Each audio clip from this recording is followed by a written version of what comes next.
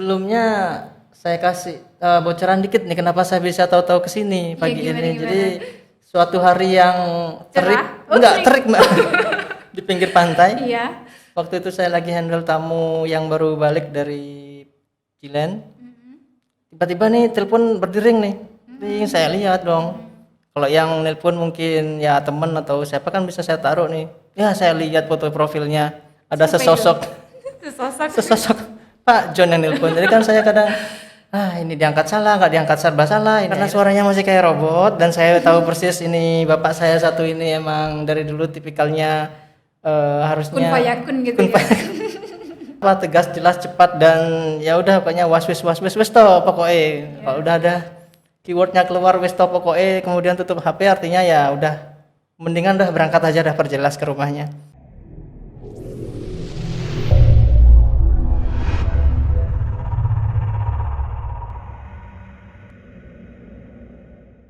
Assalamualaikum warahmatullahi wabarakatuh. Assalamualaikum warahmatullahi.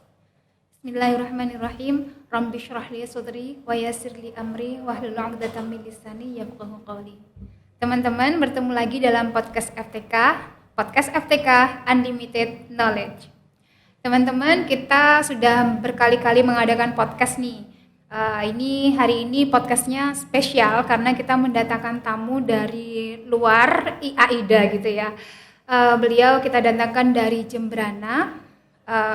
Beliau itu adalah seorang aktivis sosial dan juga sekarang menjadi salah satu anggota dari pariwisata alam Indonesia. Untuk mengetahui seperti apa beliau gitu, kewibawaan beliau kita lihat bersama-sama. Beliau adalah Bapak Novi Ferdian. Selamat datang warahmatullahi wabarakatuh. Waalaikumsalam warahmatullahi wabarakatuh. Alhamdulillah. Sehat Bapak? Alhamdulillah sehat walafiat. Kapan ini sampai di Banyuwangi? Kami sampai Banyuwangi tadi inti jamnya saya kurang ingat ya karena saya tadi kebetulan berangkat kami dari Bali. Kebetulan kami dari Kuta kan, dari Kuta jam 11 malam, kemudian seingat saya tadi tahu-tahu sudah sampai di Ketapang, kemudian ketiduran lagi sampai di Tembok tadi menjelang subuh. Jadi kami stop dulu tadi di Tembok. Sholat subuh di sana, setelah itu baru ke rumahnya Pak John. Oh, berarti ini belum istirahat ya? Istirahatnya di mobil gitu? Di mobil, alhamdulillah tadi dah. Oke, ya Allah, semoga tambah manfaat dan berkah Amin. ini ya. Amin ya Rabbal Meskipun Alamin. sedikit istirahatnya. Alhamdulillah. Oke, Bapak Novi ini sekarang sebagai General Manager di Bobis Thailand Surfing Camp gitu ya? Betul ya. Oke, Bapak udah berapa lama menjabat sebagai General Manager? Saya lupa persisnya ya intinya, tapi saya mulai dari 2008. 2008. Jadi 2008 itu mulai bergabung dengan Bobis Thailand Surf Camp atau PT Wanasari Pramudina Ananta. Dimulai dari awalnya sebelum itu kan PKL nih. Jadi kemudian dilanjut, direkrut, kemudian melaksanakan pekerjaan sebagai training, staff, mulai dari roomboy, kemudian ke waitress, kemudian ke FO, kemudian di bagian manajemen, sebelumnya di sempat di bar juga, kemudian di bagian IT sempat, kemudian dipindah ke manajemen, dari manajemen kemudian sampai sekarang. Oh, berarti semua Departemen sudah pernah ini? Alhamdulillah sudah. Masya Allah. Jadi itu mungkin yang dibilang pengalamannya ini full step gitu by ya? step. Step by step, benar-benar dari dasar. Oh, berarti Bapak dari mahasiswa dulunya PKL itu? Jadi saya kuliah setelah saya bekerja di Bali, Mbak. Kuliah. Jadi saya tuh lahir besar di Bali, kemudian saya sekolah menengah kejuruan di Blambangan. Kemudian setelah dari sana saya ikut training, bekerja sampai dengan 2011 atau 12, kemudian pindah ke Bali. Di Bali beberapa tahun, saya baru melanjutkan untuk kuliah di tahun 2014. Oh, 2014. Berarti itu sudah menjadi bagian dari Bobis gitu ya? Sudah di manajemen, kemudian Karena saya pikir ada waktu yang bisa dimanfaatkan, karena saya mayoritas kerjanya tuh kadang shift-shiftan kan waktu itu, jadi bisa masuk pagi atau masuk malam. Saya coba cari sekolah yang bisa dilakukan di malam hari, di sore sampai malam hari. Jadi Sekolah pagi karyawan kerja, gitu ya. jatuhnya tuh ke reguler sebetulnya. Cuman Reguler. waktu itu kebetulan saya alumni Universitas Udayana. Di sana waktu itu masih menyediakan kelas sore dan kelas pagi. Saya ambil yang kelas sore. Oh iya. Jadi kuliahnya Senin sampai Jumat, kemudian ada KKN juga full, semuanya cuman beda jam tayang. Jam belajarnya berbeda. Kalau Bobby Slan sendiri, Bapak tahu nggak tentang sejarahnya ini? Dari sejarahnya itu mungkin sedikit gambarannya bahwasanya Jilan itu sebuah pulau, di Pelengkung itu sebuah lokasi di dalamnya Taman Nasional Alas Purwo. Uh, it's a remote place ya, jadi kayak tempat terpencil yang bahkan warga sekitar pun nggak ngeh kalau ternyata ada tempat Ada kayak ya. gitu kan. Saya sendiri orang Banyuwangi belum Belum di pernah situ. ya? Belum pernah ke sana, insyaallah. Jadi itu sebuah lokasi di zona pemanfaatan namanya, di sebuah Taman Nasional Alas Purwo, daerah yang area konservasi. Jadi di sana itu awal mulanya dulu masih belum berupa taman nasional, karena masih hutan belantara yang terkenal ini kan Alas Purwo itu kan Iya, angkernya tanda kutip gitu ya. dalam kepercayaan dan mitos Iya. setempat itu kan itu tadi mistisnya dan sebagainya itu kan terkenal karena sebagai hutan pertama ya menurut sejarahnya. Kemudian jadi dulu itu ada server dari luar, ada Mike Boyem, ada Bill Boyem dengan Pak Inyoman Radiasa nama beliau, yang kemudian dipanggil sampai sekarang Pak Bobby. Bobby. Julukannya Bobby. Memulai sebuah surfing travel pakai boot sampai dengan dari Bali sampai dengan ke Pulau Jawa, akhirnya menemukan sebuah spot ini kok bagus. Oh berarti pakai boot gitu dari Dulu Bali ke itu, Jilen itu. kalau kita bilang boot itu masih tradisional itu kan, Ketek-ketek ya, gitu, sampan gitu kan. semacam itu. Bisa juga fishing boat itu perahu nelayan itu, dengan beberapa tamu. Kemudian ke sana, spotnya bagus, mulailah pertama itu mengadakan camping dulu dari Gerajagan, kemudian naik mobil mengemudi di malam hari, bermalam di Gerajagan, besok paginya naik perahu ke Pelengkung, camping, kemudian lama-kelamaan berkembang, akhirnya sempat ada tsunami juga. Jadi beberapa istilahnya ya, seperti camp-camp yang terbuat dari bambu sederhana itu kemudian Hanyut. waktu itu. Kena tsunami akhirnya. Tahun kemudian berapa itu kena tsunami? 19 kalau nggak salah 50. Oh udah jauh. Ya jadi Bobby's Camp itu camp yang pertama kali dibuat. Jilen. Oh Yang pertama kali gitu. dibangun, yang tertua, sudah 40 tahun lebih. Beliau berkecimpung memanage camp ini dari mulai yang cuman tree house istilahnya. Jadi kayak dulu tuh pohon besar-besar, pohon-pohon gitu ya. dibuatin kayak atap-atapan. Kan dulu masih ya memang totally wild forest gitu. Jadi kayak wild animal, jadi kayak masih sering tuh dulu menurut sejarahnya tuh beliau sering nemuin ada ular, kemudian ada malam-malam itu ada harimaunya gitu. Jadi masih ada. Kayaknya sampai sekarang masih ada kan ya? Masih, cuman sudah tidak seheboh dulu lah caranya. Oh kalau dulu kan, bisa tidur bareng gitu ya? Bisa ada yang sampai di malam-malam lagi tidur tamunya dipatroni sama ininya diendus-endus kayak gitu. Berarti kayak di film-film Mowgli, Betul, kayak gitu-gitu, Mowgli, semacam Tarzan itu. gitu ya. Jadi benar-benar kayak pure jungle waktu itu, nggak ada, belum terkontaminasi sama istilahnya dunia luar gitu. Kok bisa sampai seterkenal sekarang ini gimana itu? Segala sesuatunya itu kan ada melalui proses sejarah ya Mbak, perkembangannya itu. Jadi memang dulu itu ada, setelah sekian lama dibangun, kemudian mengajak tamu kan, itu kan dari mood ke mood dulu, dari mulut ke mulut terkenal, kemudian di sini ombaknya bagus sampai akhirnya mendapat predikat ombak terpanjang di dunia. Kemudian kedua terbesar setelah Hawaii, yang memang menurut saya kenapa tidak seheboh itu di kalangan kita warga apa namanya masyarakat Lokal lokal gitu. itu kan karena di sana tuh kan jatuhnya ke minat apa namanya minat bakat eksklusif ya. Jadi wisata eksklusif Surfing itu khusus nggak untuk semua surfing. bisa gitu ya. Dan memang belum terlalu populer kan untuk saat maksudnya baru-baru ini oke, tapi sebelumnya tuh kan kayak masih awam ya untuk warga lokal untuk kita jadi kayak masih kenapa ombak besar kok malah dicari sedangkan notabene kalau ombak besar tuh kan ya lari itu Iya, tsunami kali ya apalagi kalau ibu-ibu ya ngerti anaknya kan udah surfing, aduh, panik kan. Parno gitu ya. Iya. Sedangkan kalau untuk masyarakat luar itu kan justru mereka berani bayar untuk cari itu. Oh, itu Jadi ada mindset cabang yang berbeda. olahraga gitu. Oh, iya. Sekarang udah masuk ke cabang olahraga. Kalau dari Bobby Slam sendiri udah 40 tahun ini, apa aja sekarang fasilitas yang udah dipunyai? Jadi mulai tadinya yang cuman sebatas rumah pohon, kemudian sinyal tidak ada, benar-benar terputus dari dunia luar nih kesannya.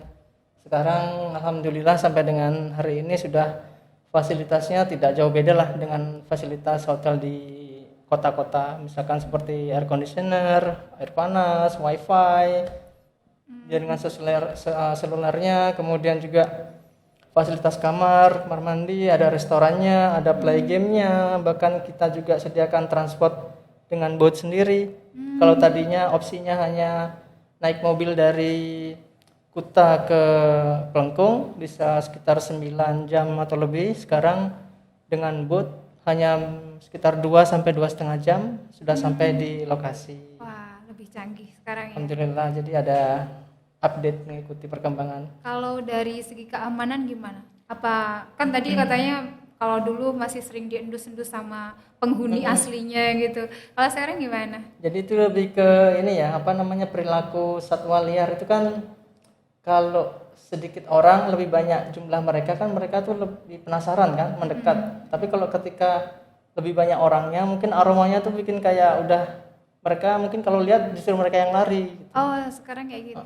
Jadi ada kayak juga mungkin beberapa barang-barang dan juga ini kan mengeluarkan aroma tertentu tuh ya. Jadi hewan kan nggak terlalu suka Mbak, karena bukan natural ini ya. Jadi aroma-aroma tertentu itu kan bikin Masakan-masakan kayak gitu atau bisa berupa itu, bisa dari benda-benda sekitar kita kayak bau cat, bau ini kan di hidung mereka yang sensitif hewan kan akhirnya mereka menghindar. malah menghindar gitu ya. Oh, Kecuali mungkin kayak di pohon-pohon itu kan masih ada lah ular, kalajengking itu kan kayak ya emang rumahnya di sana gitu. Monyet juga itu ya kita nggak bisa ngapa-ngapain. malah jadi pemandangan gitu ya. Pemandangan salah satu apa ya kegiatan lah untuk menarik wisatawan mungkin ya karena di sana ada komodo bukan komodo jatuhnya ke monitor lizard itu biawak tuh. Oh, Tapi biawak. ukurannya mirip sama komodo gede, saking gedenya bilang dragon monyet itu kemudian ada rusa. Wah, itu sebagai daya tarik sekarang ya. Destinasi ya daya tarik. Jadi kayak apa ya istilahnya kalau tamu-tamu luar itu kan mungkin karena hidupnya di kota padat itu kan ketika ke hutan tuh kayak ini lahirnya mereka bisa menikmati hidup yang sesungguhnya gitu. Untuk bisa sampai ke sana itu kalau dari kota terdekat itu gimana transportasinya? Kalau kota terdekat di sana mungkin kota Rogo Jampi, kota Muncar, overland mungkin sekitaran untuk keluar aja ya dari Pelengkung dari lokasi kami keluar hutan itu menggunakan mobil kisaran 2,5 sampai 3 jam perjalanan. 3 jam perjalanan keluar dari Cilen. Ya, karena kami kan di lokasinya tuh di titik ujung di Semenanjung Belambangan kalau di petanya itu. Iya, ya. Jadi di ujungnya sampai keluar hutan Taman Nasional itu sekitaran 2,5 sampai 3 jam mengemudi. Lumayan ya. Berapa kilometer? Itu karena jalannya yang lumayan terjal Berliku. atau karena berlikunya? Bukan karena berliku-liku, jauhnya gitu ya. Mungkin kalau ditarik garis lurus lumayan kali ya. Itu karena Lumayan cepat gitu mungkin lumayan ya. cepat, karena berliku-liku, kemudian banyak juga beberapa jalan yang memang lokasinya sempit karena kanan kirinya pohon besar. Juga di atasnya itu banyak tumbuhan-tumbuhan bambu yang banyak durinya itu. Itu juga bikin lumayan.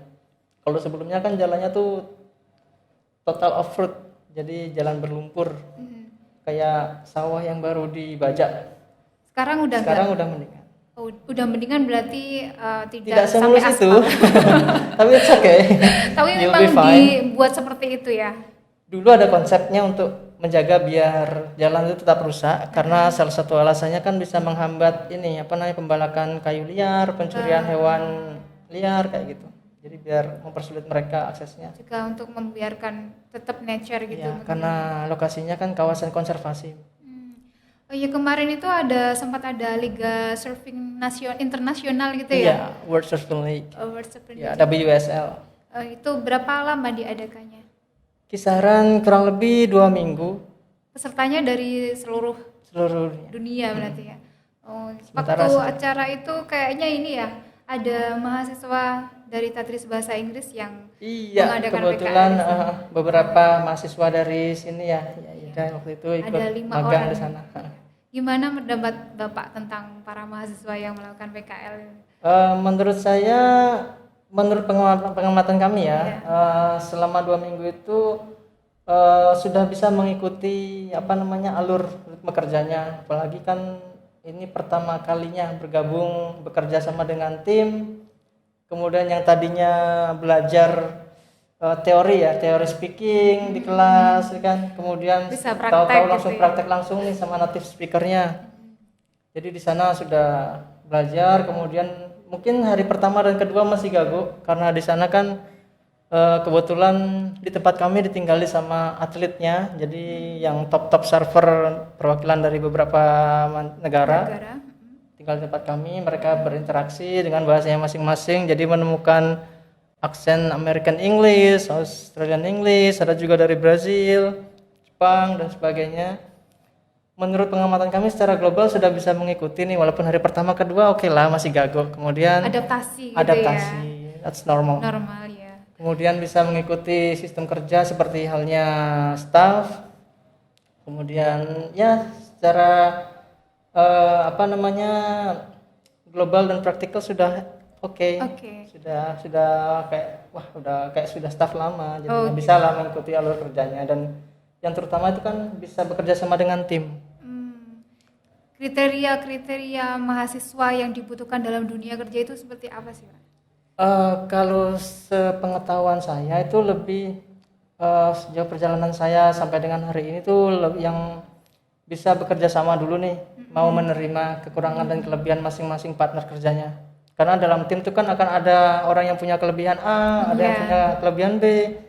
Ini yang terkadang itu harus bisa saling mengerti dulu bahwasanya situasi kerjanya itu di hutan, kemudian memiliki jam kerja yang mungkin berbeda dengan hotel di luar. Komunikasi yang tadinya kita belajar di kelas itu akan berbeda situasinya dengan di lapangan kan gitu. Iya, iya. Yang tadinya mungkin formal ini lebih ke casual atau informal bahkan jatuhnya. Berarti nomor satu itu penting, yang paling penting adalah kerjasama tim gitu. Kerja sama tim, jadi biar bisa mengikuti dan mempermudah untuk adaptasi. Ada lagi kriteria selanjutnya, skillnya. Ya, karena di tempat kami itu mayoritas tamunya adalah tamu asing, jadi minimal harus bisa berbahasa Inggris. Jadi kebetulan teman-teman mahasiswa kemarin kan basicnya memang Bahasa Inggris. bahasa Inggris, jadi mempermudah untuk berkomunikasi yang pertama, yang kedua mungkin juga untuk membuka gerbang baru mau belajar bahasa asing yang lain, jadi mempermudah. Berarti bahasa Inggris ini sangat penting ya dalam dunia usaha ya. Iris, jadi ya faktanya memang bahasa global sementara kan baru bahasa Inggris nih. Kita nanti kalau jadi bahasa Indonesia kan mempermudah kita ya. Kita menang banyak dong. Iya dong. Jadi Tapi nggak tahu sementara- kapan itu. Oke. Jadi sementara karena bahasa Inggris, jadi itu yang membuka peluang kita untuk belajar bahasa yang lain. Jadi komunikasi, membuka komunikasi dulu. Jadi kan ada speaker sama listener ini, jadi ada feedback, saling timbal balik. Jadi saya ngomong apa, Mbak yang ngomong apa, kita ada komunikasi dua arah. Iya. Itu jadi penting sekali untuk kerja, bukan cuma di dunia pariwisata sih menurut saya, bahkan itu untuk bekerja di tempat yang tidak harus di hotel, di tempat lain juga English, bisa bicara bahasa Inggris itu sebuah nilai plus kan. Iya. bisa biasanya skill komputer sama bahasa Inggris gitu yang ditanyakan ya. Biar nggak gagok juga. Bahkan kita memakai smartphone ini kan lebih gampang kadang tuh kalau bahasanya diganti ke English daripada Indonesia. Iya karena memang Bukan, English user mungkin ya, ya. mungkin di samping itu juga kita mungkin masih agak kagok dengan istilah-istilah kalau semua diterjemahkan ke bahasa Indonesia. Bahasa Indonesia ya. Oke, Bapak, menurut Bapak berarti ini bahasa Inggris itu harusnya dikuasai oleh generasi muda ya. Semua generasi muda bisa berbahasa Inggris gitu ya. Iya, sebaiknya begitu sebagai salah satu skill tambahan karena nanti menurut saya akan berkembang ya. Jadi bahasa Inggris itu sudah dianggap sudah semacam kayak skill dasar mungkin nanti jadinya. Karena dunia kan akan menuntut lebih banyak lagi nih, mungkin kedepannya akan Tiongkok nanti, bahasa Arab lah mungkin kedepannya bisa bahasa Jerman dan sebagainya. Jadi bahasa Inggris itu kayak bahasa Indonesia yang harus dikuasai gitu ya nanti. Ya, Bisa jadi nanti first language first language-nya orang Indonesia mungkin. bahasa Ya? Indonesia. Siapa tahu kan karena di Australia juga sudah jadi mata pelajaran wajib bahasa Australia Indonesia. itu, tapi kan bahasanya memang bahasa Inggris ya. Oh, bahasa Indonesia. Iya, jadi bahasa Indonesia sudah kayak jadi yang kedua setelah bahasa Inggris. Wah, Australia aja udah Belajar bahasa Indonesia. Belajar bahasa Indonesia ya. Bisa jadi nanti bahasa Indonesia menjadi bahasa dunia. Amin. Jadi ya, wah, ini ya keren. Kan kita menang banyak tuh nanti. Apa aja kemenangannya nomor satu? Jadi kalau sekarang kan kita nonton film bahasa Inggris, semua nanti kedepannya orang luar yang lihat kita ngomong bahasa Inggris, jadi mereka buka kamus dulu bahasa Indonesia ngeliatin. kayak gitu ya. Kita sekarang ngomong sama bule itu kayak masih kagok mungkin awal-awal kan. Kedepannya jadi kayak wah mereka yang belajar pakai bahasa kita, kan ada kebanggaan tersendiri jadinya. Ini juga ya kalau ketemu orang Inggris itu nanti orang Indonesia biar nggak foto-foto gitu. Bener itu. Sudah biar kalau bisa kebalik lah. Mereka yang minta foto ya. Jadi ada perubahan mindset itu kebiasaan. Tapi memang dunia itu berputar. Siapa tahu ya nanti. Wallahu Fadli, alam. ya, Iya, wallahu alam. kita aminkan aja dulu. Oke, Bapak tadi ini kan dari pagi tadi udah keliling-keliling AIDA ini ya. Betul. Menurut pendapat Bapak ini bagaimana tentang tadris bahasa Inggris dan di AIDA ini? Sejauh ini keren ya, tapi sebelumnya saya kasih bocoran dikit nih kenapa saya bisa tahu-tahu kesini pagi gimana, ini. gimana? Jadi suatu hari yang terik, Cerah? Oh, enggak terik Mbak, di pinggir pantai. Iya. Waktu itu saya lagi handle tamu yang baru balik dari Thailand. Tiba-tiba nih telepon berdering nih. Ring, saya lihat dong. Kalau yang nelpon mungkin ya teman atau siapa kan bisa saya taruh nih. Ya saya lihat foto profilnya ada Siapa sesosok Pak John yang nelpon. Jadi kan saya kadang ini diangkat salah, nggak diangkat serba salah. Ini akhirnya saya angkat dong. Saya angkat, kemungkinan prediksi saya tuh posisi beliau waktu itu lagi ada di sini. Di AIDA ini. Kenapa saya tahu? Karena suaranya agak putus-putus. Ya soalnya kita berada di lumayan ujung ya. Benar. Saya tadi juga akhirnya nyoba di sini baru dapat sinyal. Jadi beliau tahu-tahu bilang, suaranya kan waktu itu kayak robot tuh, putus-putus. Intinya yang saya dengar tuh kapan ke Jawa, bikin program, ada Blok Agung, Yaida, bawa kesini bawa MOU.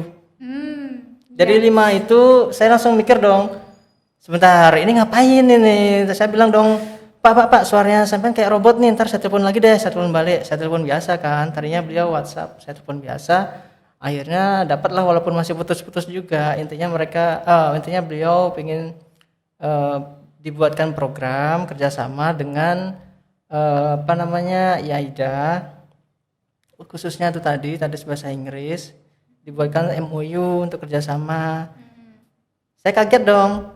Ntar ini backgroundnya ngapain nih kok tahu-tahu saya suruh ke Jawa bawa MOU. Saya ngapain kok tahu-tahu saya bawa MOU tentang apa dulu kan gitu. Iya.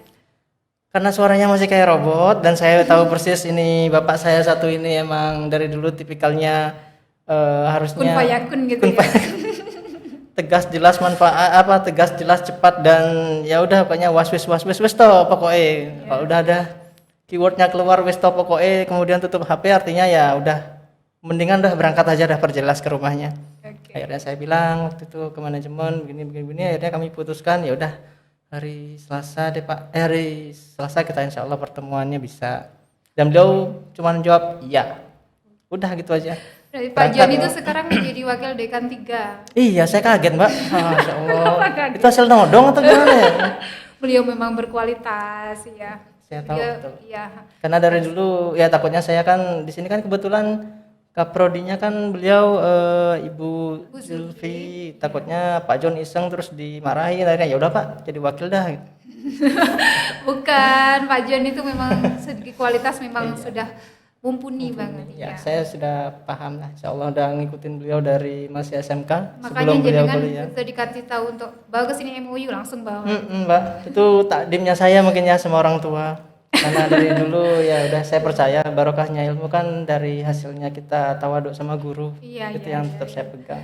Kebetulan karena beliau juga punya peran penting di kehidupan saya dulu yang tadinya Merubah hidup Apa nih? jenengan gitu ya. betul. Jadi beliau bagian dari apa namanya ya? Siklus hidup. Kemudian juga yang memberikan saya cara berpikir yang baru. Jadi ya terutama dari bahasa Inggris tadi. Jadinya yang tadinya saya kayak sulit nih Pak, nggak bisa tuh. Ya itu tadi karena karena wisto ini tadi akhirnya kayak mau nggak mau dipaksa dong dipush. Akhirnya jadi general manager. Bisa belum. Maksudnya ada di sana ada sebuah apa ya keberanian tuh loh yang menggugah hati akhirnya oh ya oke saya percaya gitu kan. Saya percaya bisa akhirnya didorong akhirnya betul satu karena tawadu ikuti nasihat guru orang tua jadi hargai kemudian biar barokah ilmunya Bahasa Inggris itu ternyata oke merubah gitu ya, merubah hidup merubah juga hidup ya. seseorang. Iris kalau dilaksanakan dengan baik ya insya Allah barokah. Kemudian sampai dengan beliau menjadi dosen di sini kan tadinya kan beliau hanya maksudnya belum menjadi dosen menjadi guru di SMK. Setahu saya memang sistemnya tuh radikal dulu alirannya Mbak kalau kami bilang. Radikal itu. Jadi radikal itu antara teori dan praktek itu langsung harus mau praktek. Walaupun sekarang baru diajarin I, itu artinya saya, M ini tubinya udah langsung praktek. Saya dulu hampir setahun lebih deh saya praktek ngomong sama pohon sawo. Di SMK langsung itu. pokoknya ngomong sama Iya, siapapun jadi setiap pagi apapun itu gitu dulu ya. disuruh morning istilahnya tuh morning speaking dulu di sekolah tuh. Jadi setiap sebelum masuk kami semua dijajar nih, semua dapat pasangan. Saya dipanggil sendiri nih di depan pohon sawo, disuruh ngomong sendiri nih. Udah ngomong aja pokoknya. Jadi dengerin. Jadi beliau sambil ngawasin yang lain sambil dengerin nih.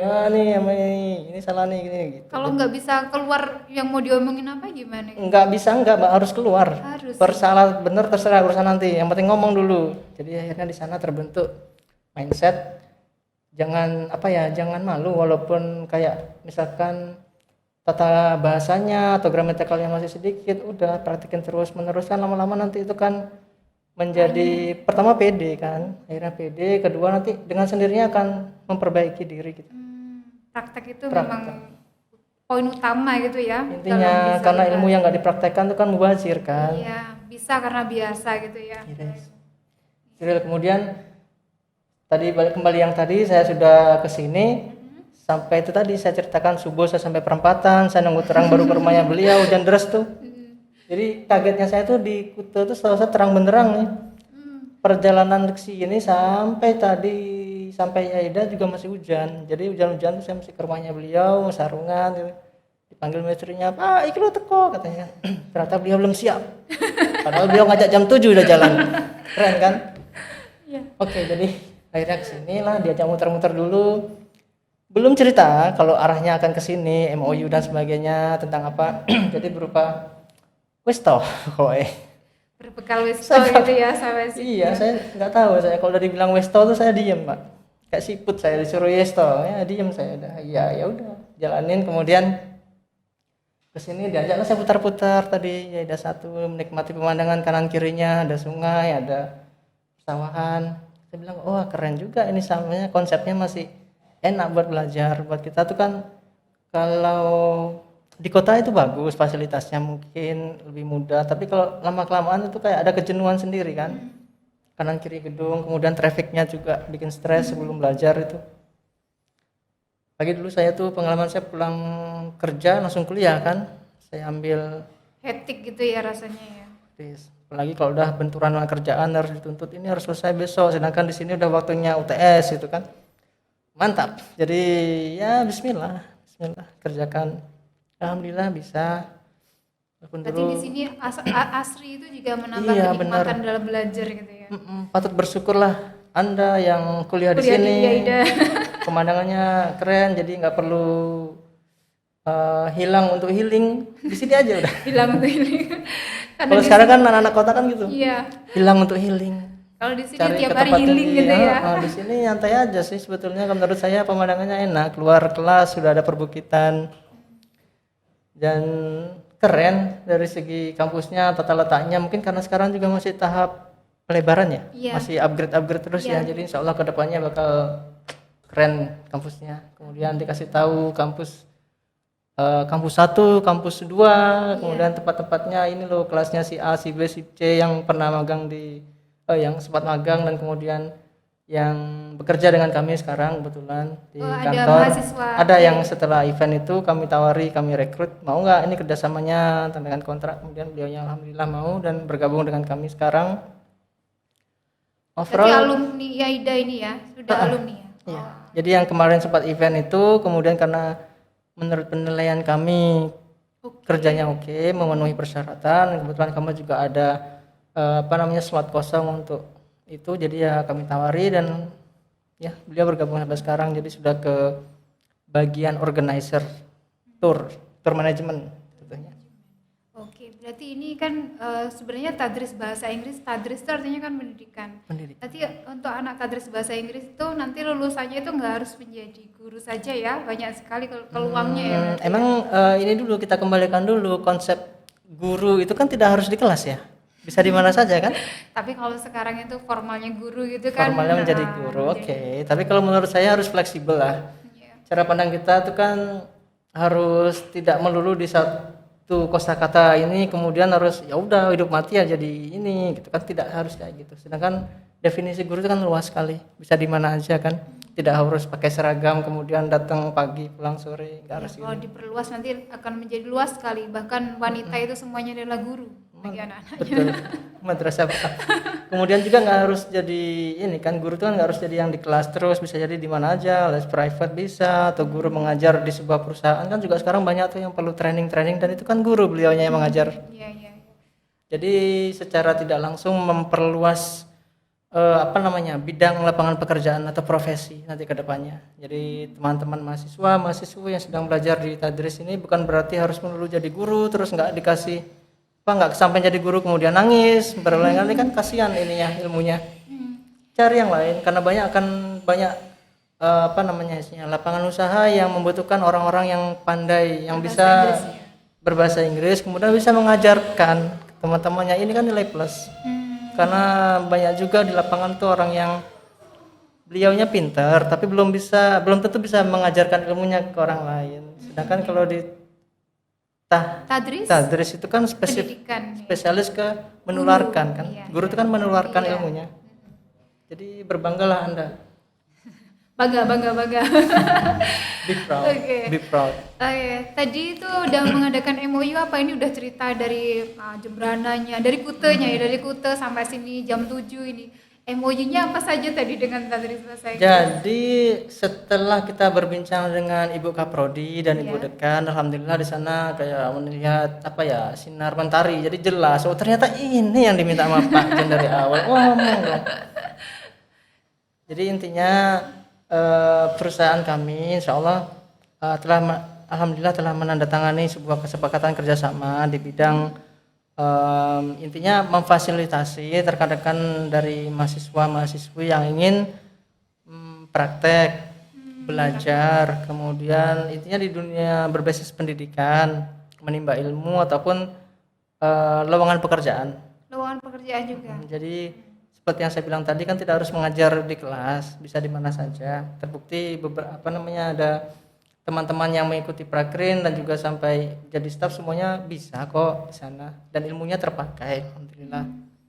Berarti untuk PKL gitu ya nantinya. PKL kemudian juga bila ada lowongan kan kami tidak bingung karena sistem MOU ini kan hasil simbiosis mutualisme ya, menguntungkan. Jadi kami memfasilitasi teman-teman yang ingin belajar bekerja.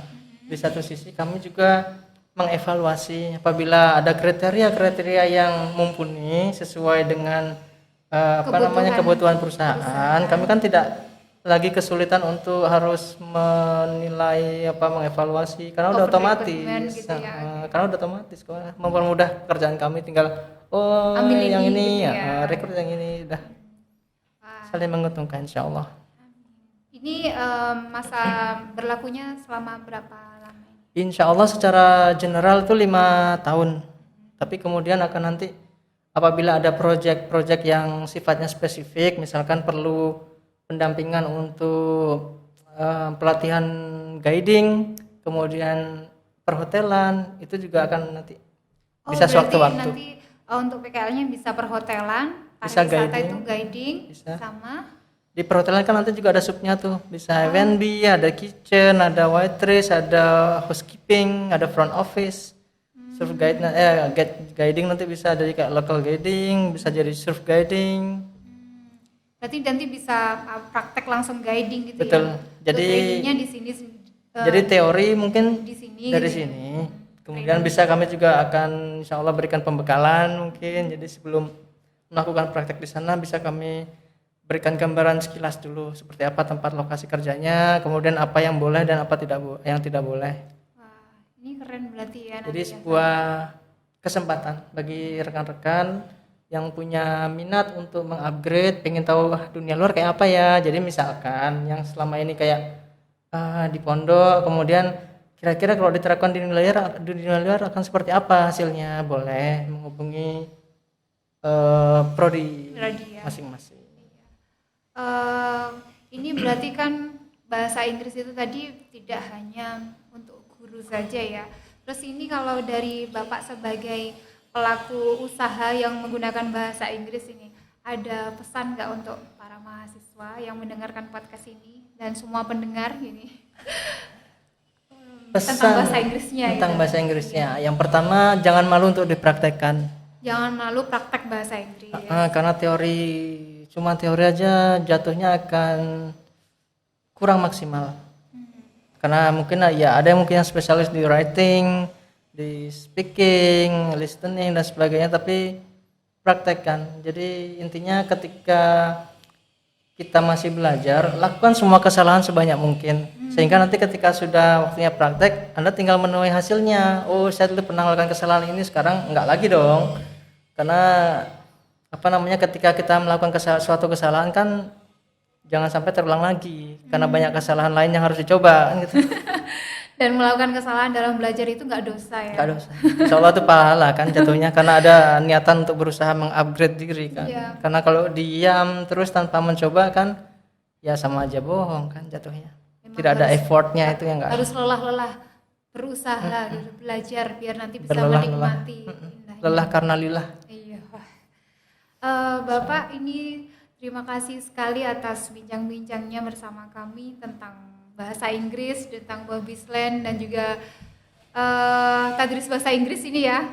Betul sekali. Kita sudah mempunyai banyak banget ilmu dari Bapak dan insya Allah lain kali bisa ketemu lagi dalam podcast yang lain dan tetap kerjasamanya lebih lancar lagi. Insya Allah. Tadris bahasa Inggris. Nanti insya Allah kita juga ada mahasiswa dari AIDA yang praktek ke sana. Boleh, ya. Oke, terima kasih Bapak atas waktunya. Alhamdulillah, kami juga mengucapkan terima kasih banyak karena sudah diberikan kesempatan untuk bersilaturahmi, nambah saudara, nambah kenalan, juga nambah relasi baru. Ya, alhamdulillah. Terima kasih teman-teman. Itu dulu dari kita untuk podcast kali ini. Kita ketemu lagi dalam podcast FTK selanjutnya. Jangan lupa like, komen, dan subscribe ya. Kalau bisa kalian share juga biar nanti lebih banyak lagi yang nonton podcast FTK ini. See you next time. Assalamualaikum warahmatullahi wabarakatuh. Waalaikumsalam warahmatullahi wabarakatuh.